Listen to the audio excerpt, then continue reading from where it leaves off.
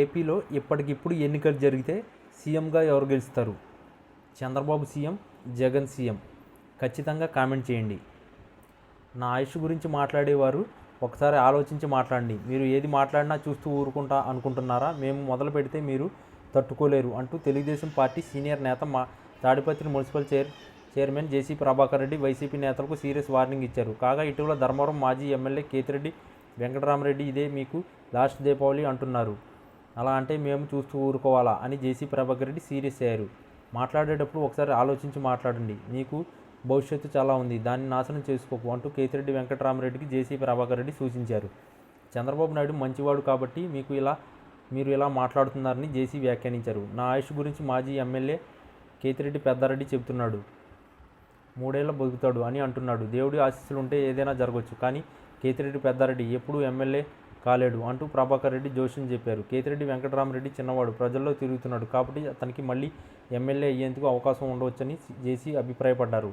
అలాగే రాష్ట్రంలో మెడికల్ కాలేజీల ప్రైవేటీకరణ అంశంపై జరుగుతున్న విమర్శలను జేసీ తప్పుపట్టారు. మెడికల్ కాలేజీల ప్రైవేటీకరణ చేస్తే తప్పేముంది? సెంట్రల్ రైల్వే సర్వీసులు ప్రైవేటీకరణ చేయలేదా? వైసీపీ నాయకులు మాట్లాడుతుంటే టీడీపీ నాయకులు ఏం చేస్తున్నారు అంటూ జేసీ ప్రభాకర్ రెడ్డి అన్నారు. మాజీ మంత్రి శైలజనాథ్ అనారోగ్యంతో ఉన్నప్పుడు ప్రైవేట్ ఆసుపత్రికి ఎందుకు వెళ్ళాడు? నీకు ఈసారి ఆరోగ్యం బాగలేకపోతే ప్రైవేట్ ఆసుపత్రిలో చికిత్స తీసుకోకు అన్నారు. అనంతరం జిల్లాలో కోవిడ్ సమయంలో అదుపు చేసింది ఒక ఆర్టిస్ట్ సంస్థ మాత్రమే, అది ప్రైవేట్ కాదా అని ఆయన ప్రశ్నించారు. చివరకు నేను కూడా తాడిపత్రి మున్సిపాలిటీలో ప్రైవేట్ వ్యక్తులతో పనులు చేయించుకుంటున్నానని జేసీ ప్రభాకర్ రెడ్డి తెలిపారు. వైఎస్ఆర్ కాంగ్రెస్ పార్టీ నేతకు సీరియస్ వార్నింగ్ ఇచ్చారు తెలుగుదేశం పార్టీ సీనియర్ నేత తాడిపత్రి మున్సిపల్ చైర్మన్ జేసీ ప్రభాకర్ రెడ్డి. చంద్రబాబు నాయుడు మంచి వ్యక్తి, ఆయన